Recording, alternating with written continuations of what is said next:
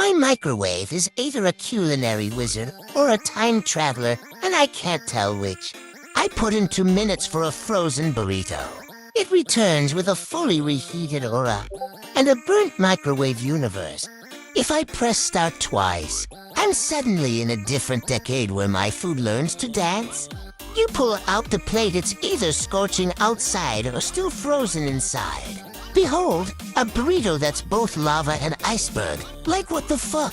Gourmet chaos.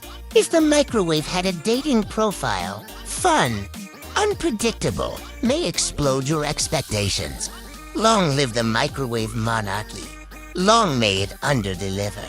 If your lunch has its own agenda, like this video and tell me your weirdest microwave moment. Follow for more tiny tyrannies. Eddie out.